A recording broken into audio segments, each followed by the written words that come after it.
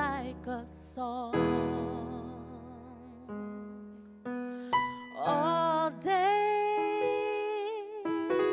and all night. He's building his home in my life. He's building his home in my life, and he's got me smiling for the life I live abundantly, and I'm laughing because I understand my victory. I'm crying tears of joy from God. Oh, the glory on my face is the Jesus in my heart. The glory on my face is the Jesus in my heart. Oh, what a privilege to know He's with me wherever I go. Blessing, protecting, supplying my needs in me. Now and forever, here is where He's chosen, and I'm so glad He's chosen me, and He's got me smiling for the light. Understand my victory, crying tears of joy from God. Oh, the glory on my face is the Jesus in my heart. Deny, even if I tried. Yes, He's just too big for the life I live abundantly, laughing because I understand my victory. I'm crying tears of joy from God. Oh, the glory on my face, the Jesus in my heart. It's the Jesus in my heart. The glory on my face. It's the Jesus in my heart. The glory on my face. It's the Jesus in my heart.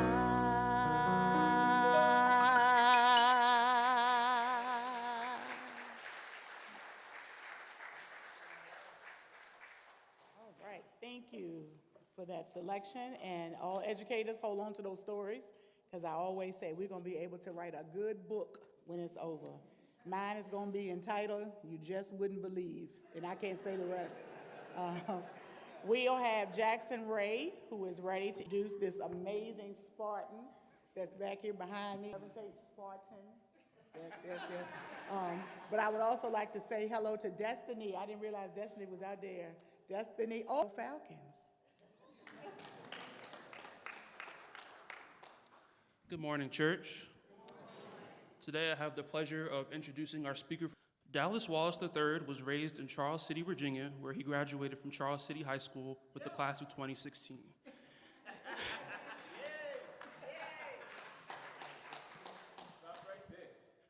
As a first-generation college student, Dallas received theology and his master's degree in urban affairs from Norfolk State University.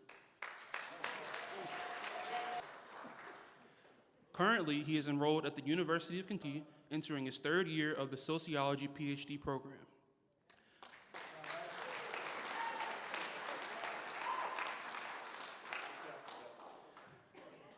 Dallas has made sociology, including 2 peer-reviewed publications in the Black Child Journal.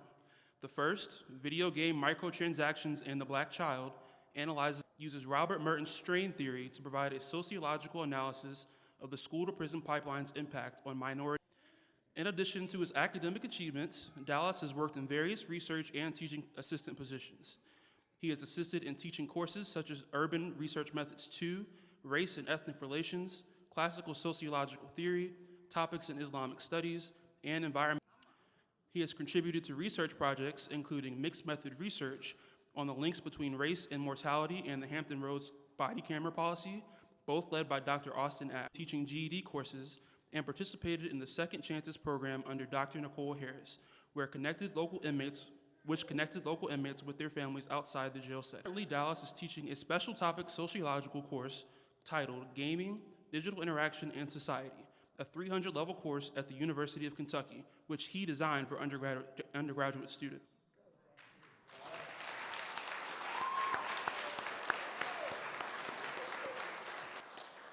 Throughout his educational journey, Dallas has dedicated numerous hours to working with minority youth, including serving 4 years at schools in Williamsburg, Virginia, and also speaking at his local elementary and high schools.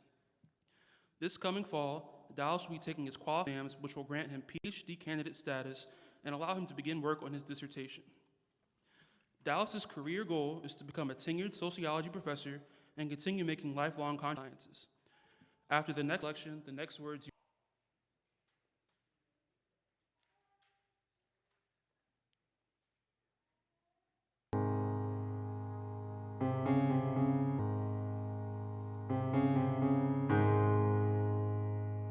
I love you, Lord,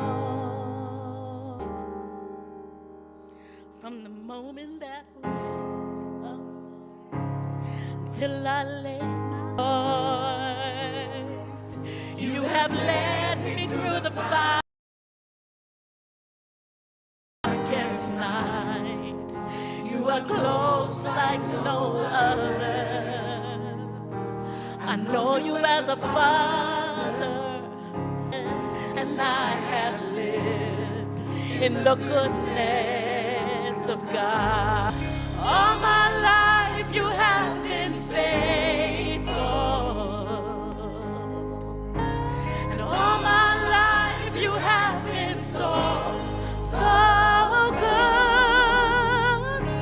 With every breath and able, oh, I will sing of the goodness of God. Your goodness is running after, it's run. Your goodness is running after, it's running after me. With my life down, I surrender now. I give you everything.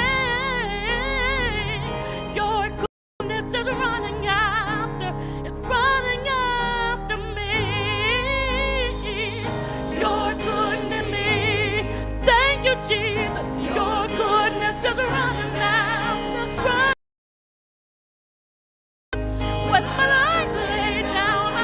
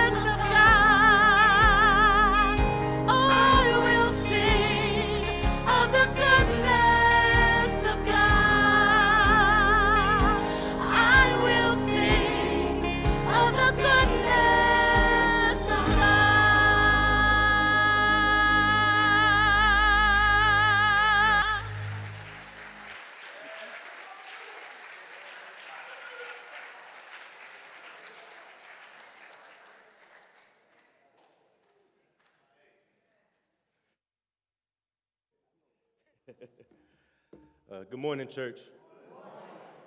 I'm so blessed to be here today. It's been a while, but I'm so glad to see everybody here. I'm glad to, and not just my act.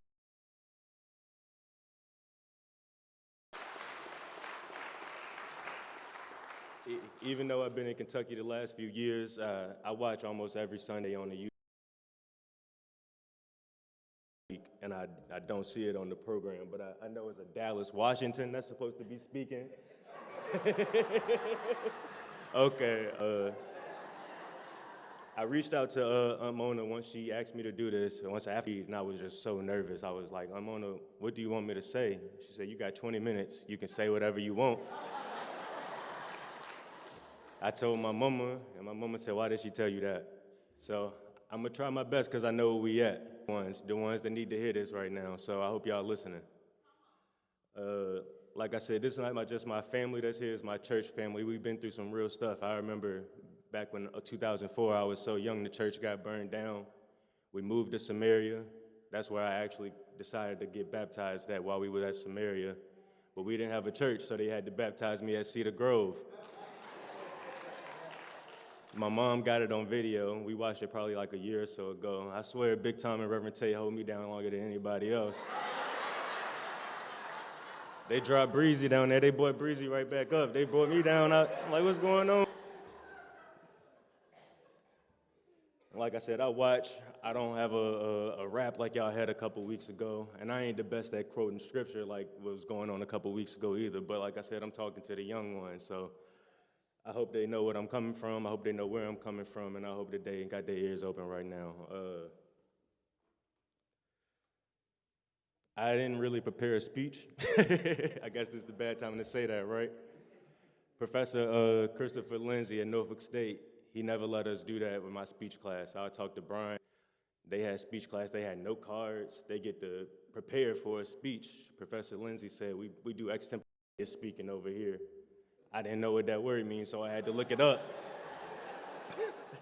Impromptu, but well prepared. So for the last 2 months since I talked to Mona, I just been thinking, what can I say? What can I say? And all I could think back to is, I never thought where I would be right here when I was sitting in them seats that these kids sitting in right now. So the only thing I could do is tell how I got to where I'm at and let y'all know how much y'all church family and y'all real family gonna support y'all while y'all find y'all path as well. Last week, Reverend Tate was saying that it's so much that happened through the week that you need somebody to reaffirm you, and that's what Sundays are for. I think nobody other than an educator would know how much go on during the week. When you talk about the kids that you're responsible for, and when you care about them, I live with one. My girlfriend's a paraeducator at Northern Elementary at Fayette County Schools in Lexington. I don't know how she do it. I'm so glad that I decided that it wasn't for me. The kids I work with, I can talk to them like adults. They over 18. They don't call their mamas. They don't throw fits. They don't cry.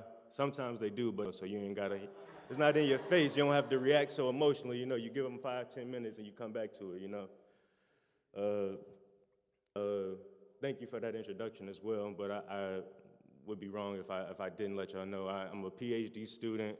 I'm a graduate instructor, and I'm a teaching assistant at the University of Kentucky. I'm entering my 3rd year of the PhD program, taking my qualifying exams in September. After that, I'll be a PhD candidate, and I can officially begin working on my dissertation.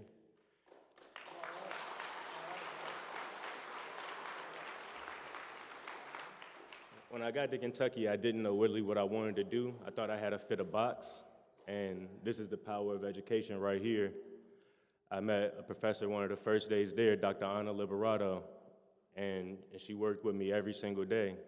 And I would tell her what I want to do, and she would say, Dallas, I don't know. And I'd tell her what I want to do, and she'd say, Dallas, I don't know. And I'd tell her what I want to do, and she'd say, Dallas, just do it. So that second semester I was working with her, I had a final exam, and I was like, I really want to do it this way. And no, I really think you should do it this way. Y'all heard what we just went through. So that happened again. Next thing you know, a couple months passed by. That's the paper that I got, my second publication that was mentioned in that introduction. So I don't say that to brag. I say that to say find somebody that's going to support you even when they don't understand what you do. You know, I'm closer to the graduate's age than I am to some of y'all's age in here. But I know what it's like to not have your ideas accepted, because what we know and what we came up with is so different than what the generations before us had. And when you look at that, like I say, my research is in video games when you boil it down, but I've been pushed and I've been educated in a way that I can say I study race, gender, class, sexuality, inequalities, and contemporary entertainment, and socioeconomic inequalities in society. So when you able to have people that can take just something that you're interested in and mold you and work on you and push you, and that's the job of an educator, and that's the job of an educator that a whole lot of people forget about when they worried about the grades and they worried about the behavior. But the whole time them educators are there and they with your baby every day and they going through it with them and they want to build them and they want to work on them.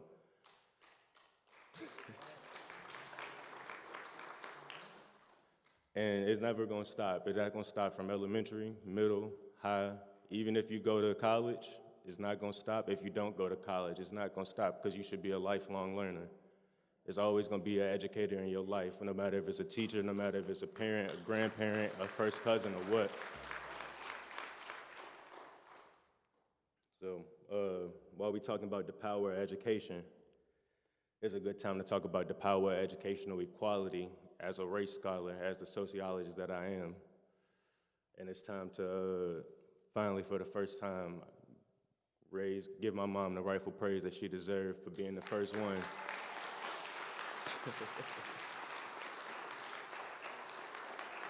I'm not just sitting here today